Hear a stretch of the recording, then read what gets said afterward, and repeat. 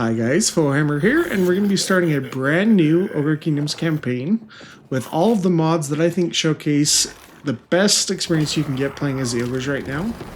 So there are going to be 11 mods in this collection in total. I have set them out in the order that you should probably arrange them to get the best performance so you don't have any crashes or anything like that. Some of these mods are just going to be visual, other ones will affect gameplay, but just talking about them real quick, like I said, 2 are just to enable the rest of the mods. 4 actually affect gameplay, like for example some add mounts for tyrants, others add what are called career options for bruisers, which are really cool. We'll show them off in just a second. And the last 2 specifically, one will affect Greasus. It gives him a few other mount options just to make it a little more interesting. I'm not going to give him any monstrous mounts because I didn't want to go quite that extreme. But it's going to be a little more lureful to his tabletop model, and you also get him on foot. And then the last gameplay changing one is called Chaos Ogre, so it actually lets you recruit some chaos-oriented ogres, only in specific areas. You have to build landmarks to get them if you're playing as the Ogre Kingdoms. But talking about our visual mods, first we have the unique faction UI, so this just gives you unique user interface for every race. Second is a campaign weather overhaul, and it is going to be really, really cool. So each area of the map kind of has its own little weather, so like the Mountains of Morn and the World's Edge Mountains will be snowy. It's very, very cool and very thematic and immersive, so I really like that. Next we have Ovian Lost World. Now what this does, it basically changes on the campaign map several settlements so they get more unique looks.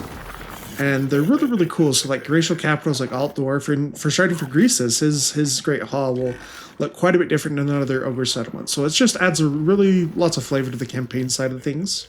And then we got one called the Merciful Battle Banners. Now this currently doesn't do anything for the Ogre Kingdoms. It's only currently updated for Warhammer 3 races to do Kislev and Cathay. But it does change some of the banner flags and faction flags that you'll see on the campaign map. I just really like it for the flavor. Hopefully it gets updated to add the ogres in the near future, but just for the meantime, it's just a nice flavor.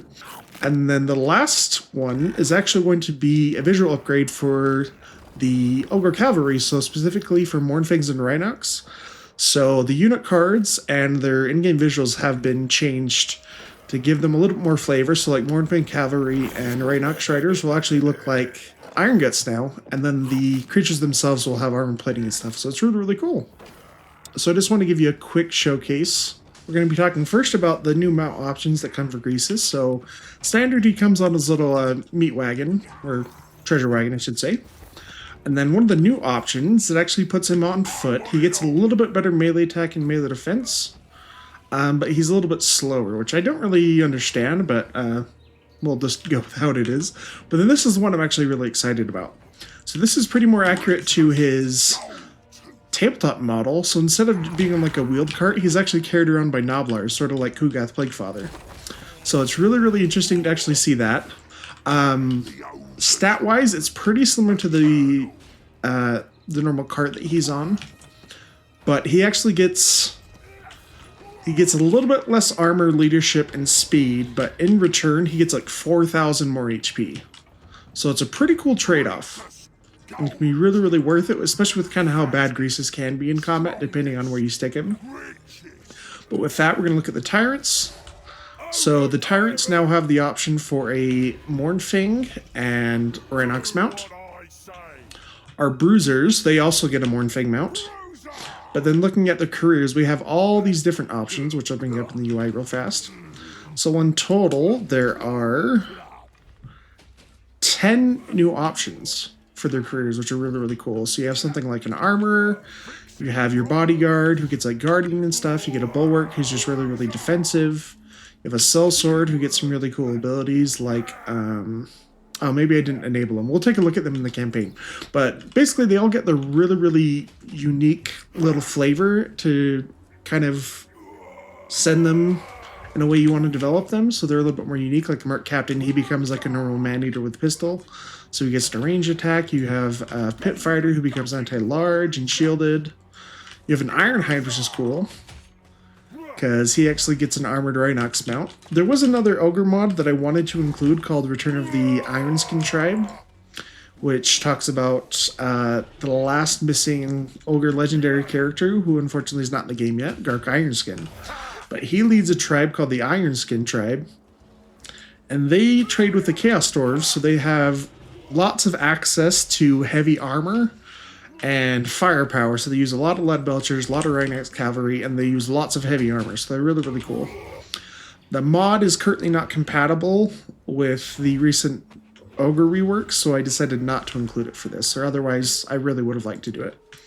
And we get something like a drunkard who gets some cool abilities, like once he's really low on HP, he can drink get his drink to gain some physical resist, become unbreakable for a time. And then we have our Talian Broadsider, who's been experimented on by Talians, and basically he's like a big daddy from BioWare, but he's got a big cannon, so he's basically like a lead belcher hero who's really, really cool. He does a lot of damage. He does suppressed, really, really cool. And then this one is also kind of like the Eshin Maneater. He doesn't have the Sundering Blade, so he's not quite as good as the hero in that regard, but then he gets a lot of other things, like you can equip him with items.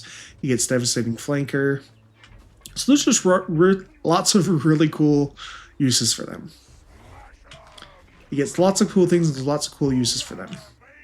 I'm looking at the cavalry, so no changes were made to them as far as their stats, but it does add lots of nice visuals. So you'll see the riders, like I said, mentioned before, they look like Iron Guts now, so they're more heavily armored. And then the Mornfings themselves have these nice armor plates.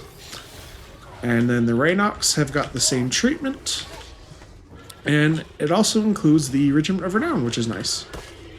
But that is everything that we're going to show off as far as gameplay right now. I'm not going to show the Chaos Ogres off immediately because I kind of wanted them to be part of the campaign as we go and try to get some of them. So let's jump in right there. Alright guys, now that we've jumped into the campaign, some of the first things you'll notice first are the weather. Pretty cool, so that's part of the weather overhaul. As you look around the map, you'll see different kind of types of weather everywhere else. So in the Mountains of Morn, you're going to see snow. You'll kind of see some green and rain from Nurgle over in this area. You'll see like ash in the Darklands and stuff. We'll see more of it as we kind of open up the map a little bit. Another thing we can show off right away, so is the Ovian Lost World mod. So like we said, this is going to change the settlement look. Or sorry, this will change some of the looks for the settlements, especially like racial capitals and stuff, to give them a little bit more flavor and make them stand out a little bit more. So you may notice right away with Greasus' Great Hall, it's quite a bit larger and it's got its own little unique design. So it's really, really cool. And you'll see some other ones kind of like Zarnagrind up here. And yeah, really, really cool. And then the Chaos Ogres, I didn't mention them a whole lot in the start of the video, but one of the first spots where we can recruit some Chaos Ogres is going to be right here at Ruins End. And one thing I didn't mention is that the mod is primarily for the Warriors of Chaos, but the Ogre Kingdoms have access to a few of the units through some landmarks. So just in case there's any confusion, I don't want people to think that they're missing something if they download the mod and don't see it for the Ogre Kingdoms right away. The majority of the mod goes to the Warriors of Chaos, but there are some recruitable units for the Ogre Kingdoms in campaign. With that said, let's get right into it. So let's take this Firebelly, and let's actually take a look at his big name. So kind of what we know what we want to do. So we need to win a battle against the undead. The rewards here are really, really good. Immune Psychology for the whole army, along with Bellfire in an area around him, which is really good. Gives flaming magical attacks and flame resist. When a Pyrrhic Victory, he gets Immortality and a Ward Save, pretty good.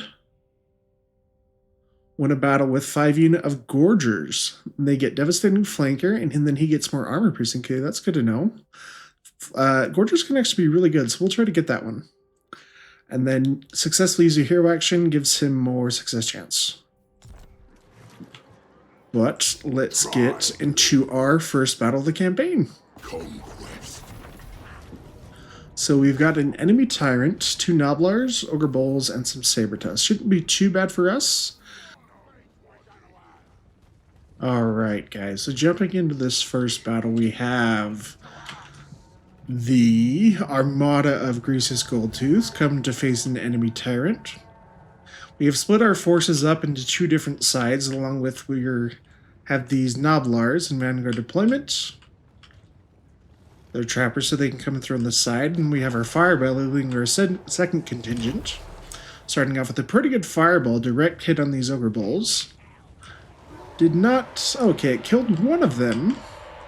So a pretty decent hit. I've seen the fireballs capable of killing actually 3 or 4 Ogre Bulls in a single hit with fireball.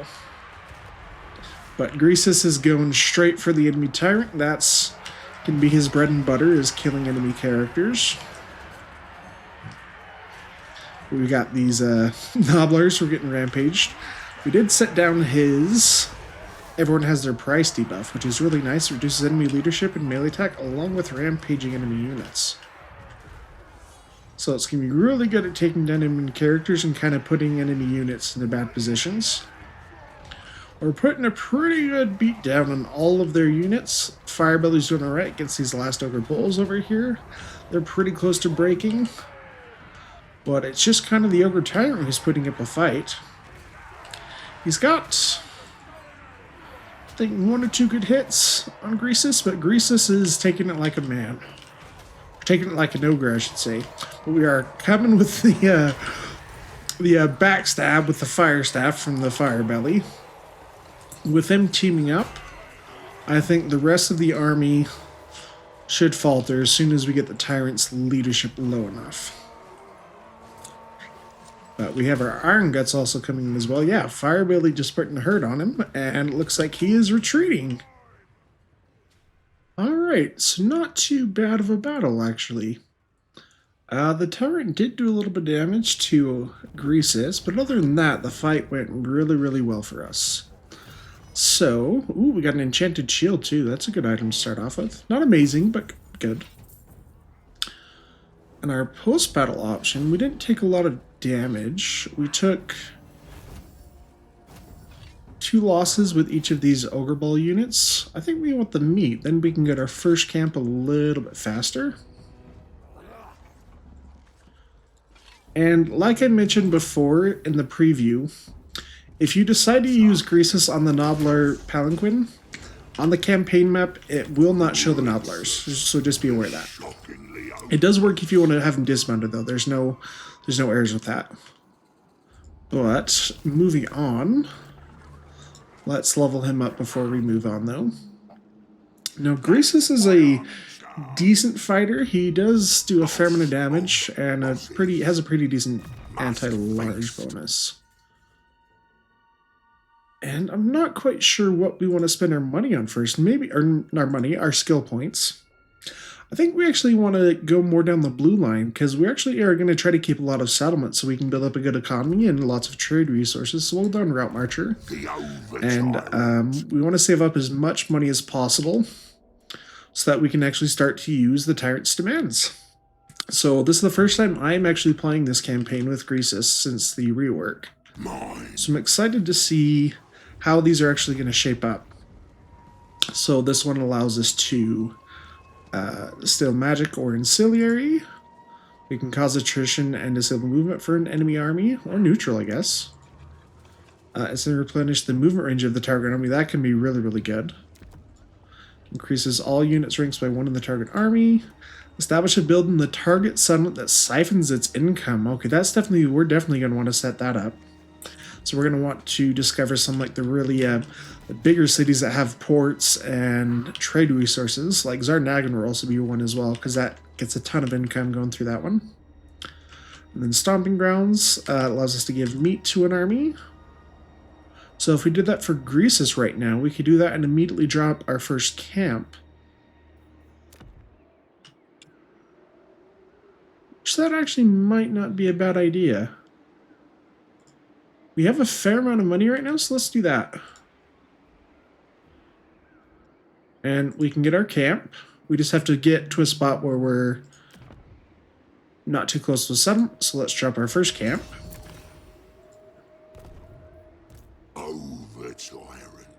And we're going to control most of this territory eventually, so I'm going to switch this off of raiding so we get the extra growth in the local province, because we are going to keep this territory. Let's move Greasus on to the next battle. 4 Ogre Bulls and 3 Nobblers. Shouldn't be too bad, as long as we use our Nobblers as good meat shields. And there shouldn't be a huge issue. I'm not worried about our characters taking any damage either, so let's jump into that.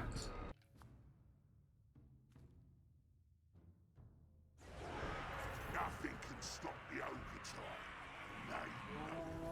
We can only win. Those nobblers are working their butts off. I love their little shuffle.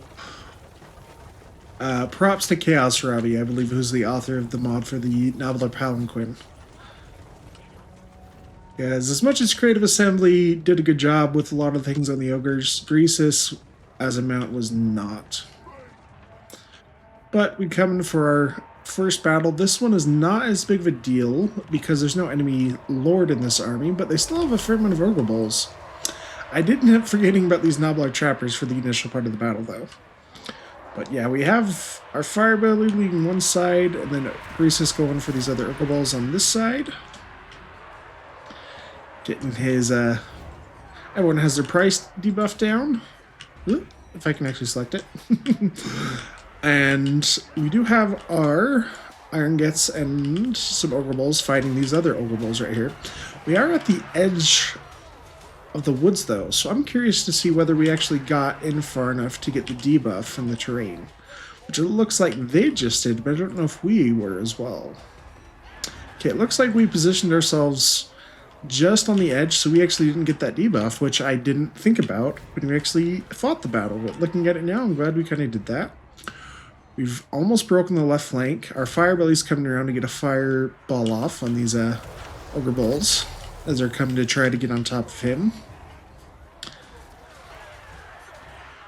We have the Nobblers fleeing, and on this side, these Nobblers are still fighting, but the Ogre Bulls pulled back for a little bit, but I think we're going to send our Iron Guts in for a charge on them. Doesn't look like all the models got there, only 2 of them got off for the charge, but now they're coming over to help finish them off. And the rest of the army is going to go down with that. So, not too bad of a battle. We actually did take a little more damage than I thought. Our Ogre Bulls with dual weapons, they do like to take a beating now and then, apparently. But shouldn't be too much to worry about because we're going to occupy this settlement. I don't want to loot and occupy it because we plan on keeping this, so the extra meat and a little bit of gold is not worth it. We don't want to incur any control penalties. Cave Painter, that's actually a pretty decent follower. Extra character experience for Greasus. That's going to help us get him leveled up quite a bit faster. And Rockeye, I'm not familiar with this one. Well, so this gives us 4 spotting. So kind of a useless item in my opinion, but that's okay. We can fuse it with something else eventually. So now that we own Grimtop and the Great Hall of Greasus, let's get that upgraded so we can get his landmark. Because that gives us more income per turn, plus more income from trade, which we really want to set up eventually. Has a gold mine.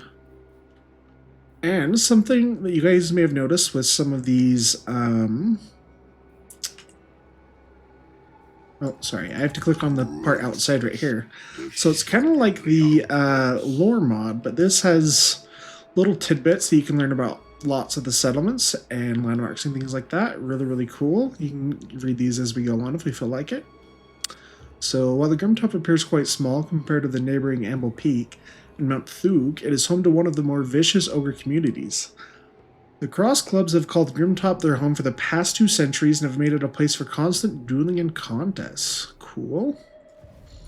So we only have the Maugate left in this province. And the faction leader for the Cross Club should be there as well. We'll get the opportunity to confederate him. And if he has a camp, we may be able to get that one as well. I'm not sure if Creative Assembly has fixed where if you inherit a camp after Confederation, if it makes you get rid of one if you've already hit your maximum. But I guess we'll find out and see on that. Yeah, for Greasus... I don't think I'm going to make too much money from income from sacking and looting right away. But we are going to try to save as much money as we can. because Greasus' whole mechanic revolves around using gold, because he is the gold hoarder. So let's go with recruitment costs, because we are going to do quite a bit of recruiting to start off with. So that will help us save a little bit of change. Alright, let's get some payback riders. Their anti-large is going to come in handy fighting other ogres. And against like Nurgle and some of the undead, if they get some of the bigger creatures there, and the Skaven. Because we haven't really decided what we'd like to do yet. I'd like to probably go and try to take the Firemouth over here with Greasus, because that is a really, really good landmark to get some more fire bellies. But it would also be fun to fight the undead, since we have our Firebelly, who has a really good big name if we defeat an undead army. So I'm looking forward to that. But with him, let's go Fireball. I'm going to get Burning Head, because that's a really, really good spell. Fire damage does cause a leadership penalty, in case you didn't know that. And technology. So because we are playing with a mod for bruisers and their careers, I think we want to max out our hero capacity for bruisers as quickly as possible. So we'll start going for this technology.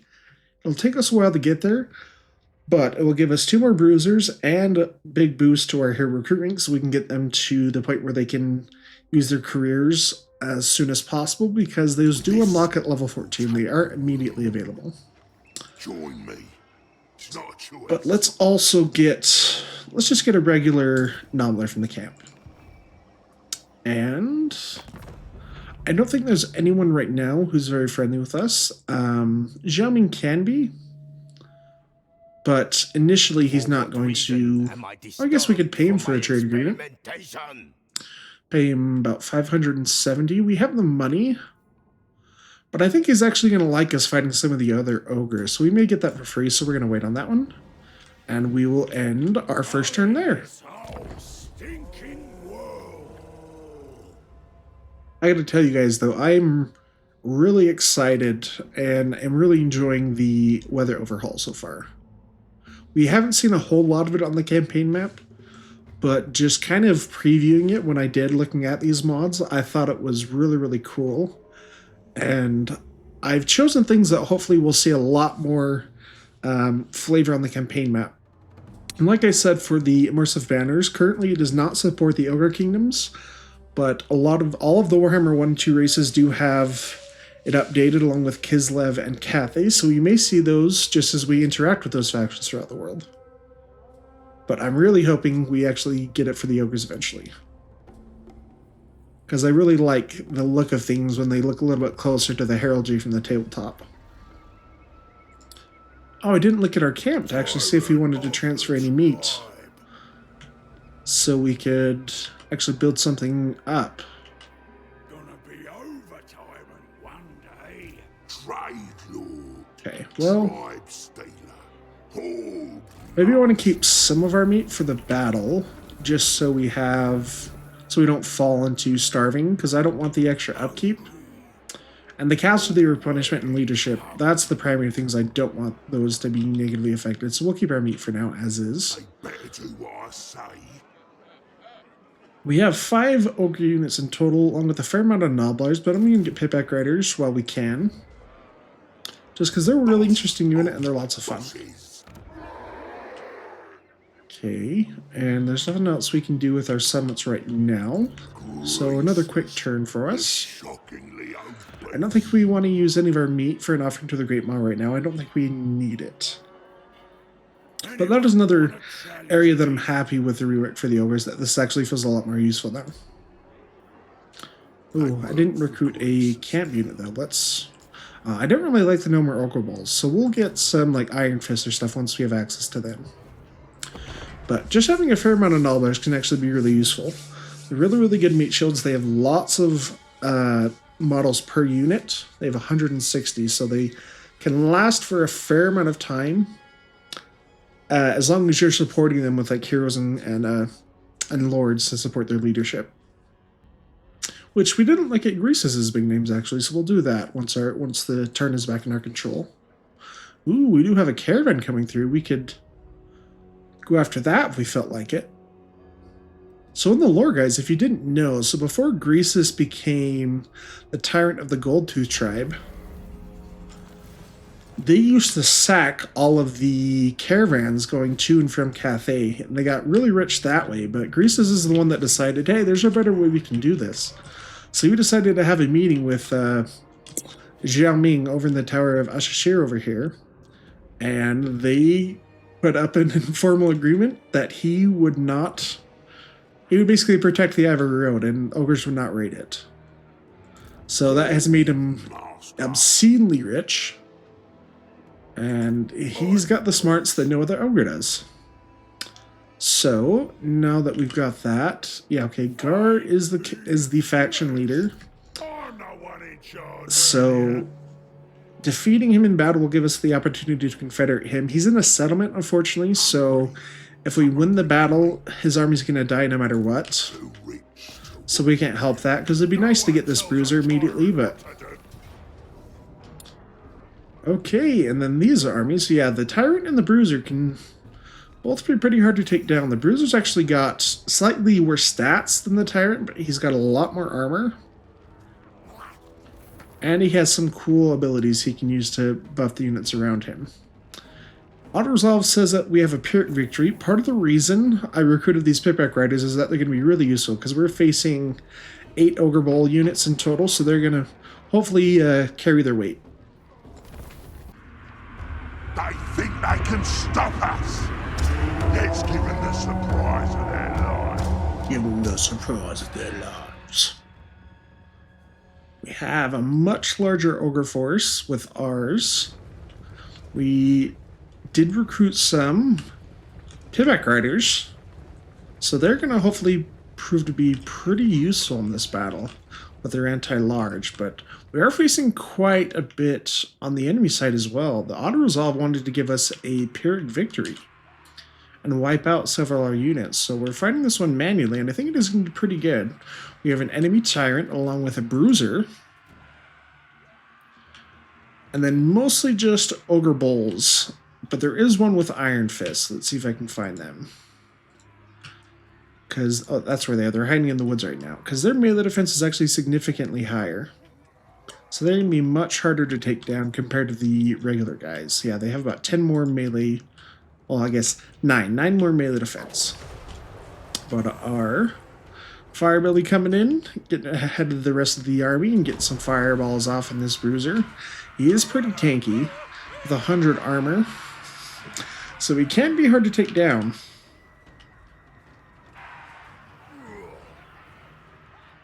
So I think we're going to try to pepper him with some magic first while the rest of our guys move in.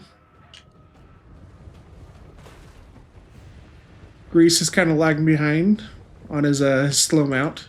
That is something I wish Creative Assembly would update, is to make him a little bit faster, just because the fact that he's so much slower than all the rest of the Ogre infantry, well, Monstrous infantry, means that he basically doesn't get anywhere in time to do enough damage most of the time. But yeah, another fireball goes down. We have our Noblar Trappers coming around in the back to hopefully get some good missile attacks off. I initially thought they had javelins, but it doesn't look like it. They have the little dual daggers, but I'm not exactly sure what their missiles are supposed to be, whether they're like throwing knives.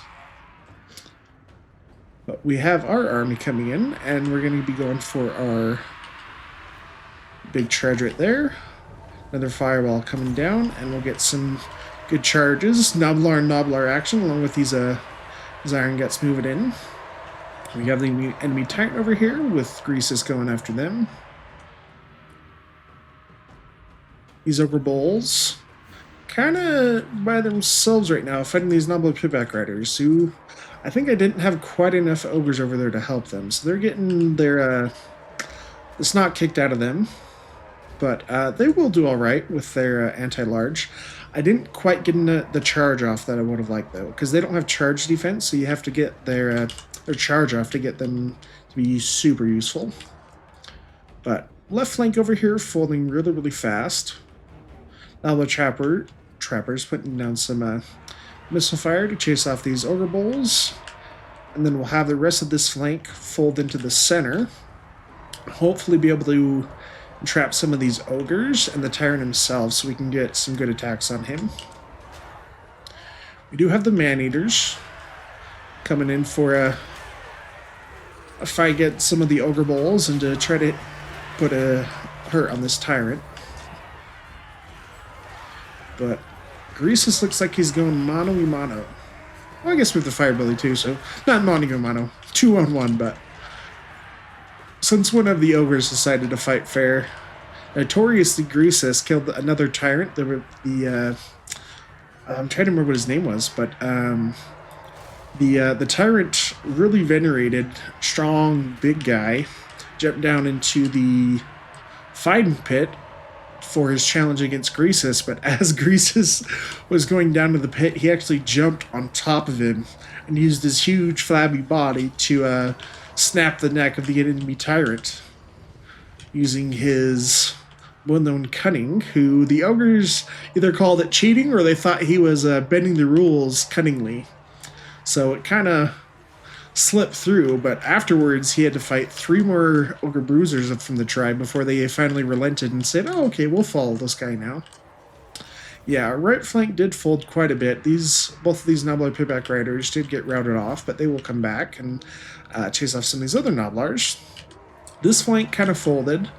Our Iron Guts did not go down, but they did take a lot of losses. We went down to 10 models with them. Even when they were fighting much weaker units, the numbers advantage that the enemy had did overwhelm them a little bit, but I did pull them back far enough to where they didn't get killed off. And we get another fireball right there with our fire belly.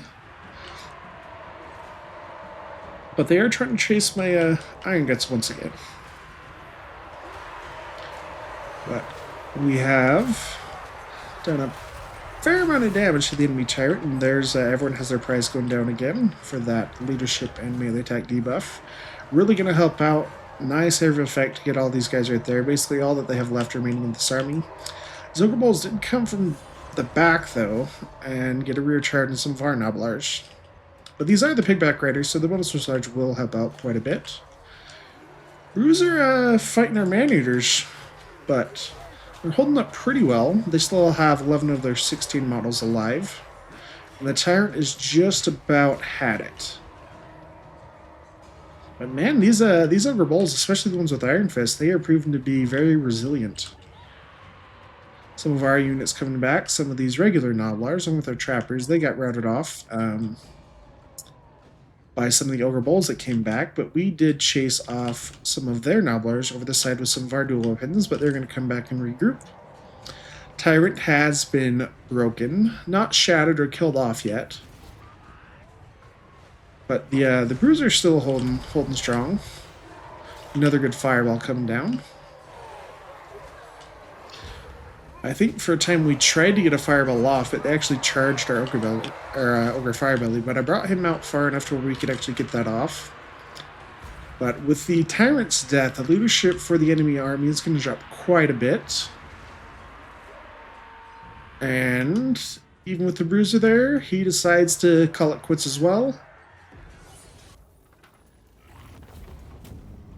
Okay, so it was actually a pretty good battle. The Tyrant and the Bruiser didn't put up as much fight as I thought they would, but the rest of the army, the Ogre Bowls, especially these guys with the Iron Fist, they were definitely hard to put down. They put a good walloping on my Iron Guts, and even on my Man-Eaters too, who have really good melee stats. Our Payback Riders, though, did pretty decent. These ones on the right flank did get scattered, but everything in the end wasn't too bad. So, we have full control of our starting province now. Again, we're just going to occupy it because we don't want to loot this. We're planning on keeping this. And we are going to confederate him because he has a camp. So I'm curious to see what's going to happen since we already had a camp. We got the Longshot's cap as well. We don't have a Hunter yet, but this will prove useful once we get them. And some of our Bruisers can get a ranged option as well, so we may save this one, because that may prove very useful later down in the campaign.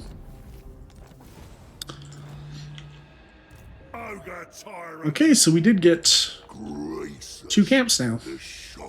Even though we only have capacity for 1, so that's good to know. Since we did take the settlement, his Bruiser died. And this is a bug currently, so we do control the camp, even though it says that that faction is still alive. So hopefully that gets fixed over the end turn, or next time we load to the campaign map. But he already has this building built here, so we can actually recruit our own Bruiser. Looking at the traits, Tough is really, really good. Bruisers already have pretty good armor, but some of the careers can change their stats quite a bit, including armor.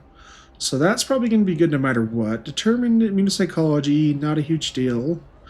And Farter, the campaign movement range can be nice. We'll take Tough though, because that's what we use Bruisers for most of the time, is just kind of be beat sticks. But we're up to rank 5 with Greasus. Let's split one of his points between Lovely Jubbly for the reduced recruitment cost, and we'll do one for the Mawtooth as well, since we are planning to keep settlements. So getting the extra growth might be useful. It's not going to be too necessary because the Ogres can't get any settlement past tier 3. But getting growth to where we can actually get the trade resources and everything like that will be useful. And then for our Fire Belly, let's do Burning Head and Kindle Flames, because those work together. Fire damage and giving them fire weakness when he casts, and we also completed one of his big names, which is winning that battle with a Pyrrhic victory. So now he is immortal, and he has a 5% ward save. And let's look at some of the items we got, see if there's anything we want to rearrange. So this one is currently just armor, but we'll stick that on Hunter once we get access to them, and Rockeye is just forest spotting, which is not a great one. But looking at this camp, we should start sending some meat so we can start build this stuff up a little bit. This camp is a higher level already. It is tier 2, so we're going to send some of our meat here first.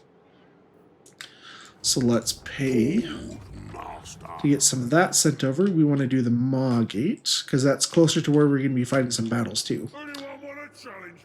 But yeah, I don't want to go into starving, but we can get kind of close, and this 190 meat should be enough to get a couple of buildings built over. So we'll send that over. And we want to do this so we can get a hunter right away, because those are great heroes. So we'll get that one. We have 90 meat left. I really would like to get a butcher so we can get the Lord of the Great Maw for some healing, and the Maw spell itself is really, really awesome. Plus this gives meat for our armies and meat from battles and its circle of influence, which should prove useful for at least this battle and maybe up here. I think if this one, I don't know if this is occupied, but we'll get to that point. So yeah, we'll do that one. And for our province bonus, we want to go, I think probably just for the control. If we get to a point where we're facing more plagues from Nurgle, we'll switch that one over, but right now we are not. So the extra growth will be nice. For Greasus, we can get a Ogre Ball with Iron Fist, so that's cool. We'll do that one. And yeah, we have plenty of Noblars now, so we need to leave one slot for our Bruiser and one slot for our Hunter, so that should be enough to fill it out. But I'm going to merge some of these Noblars so that we start with healthier ones right off the bat. And looking at our bounties, what do we kind of want to go for first? So the skating down here will pay us to go after Helm Gore, so they'll pay us 3,600. Positive relations with them, and it'll also reduce construction costs at camps. Xiaoming wants us to go all the way over here. Wow. But does have a pretty sizable payday, 7,000.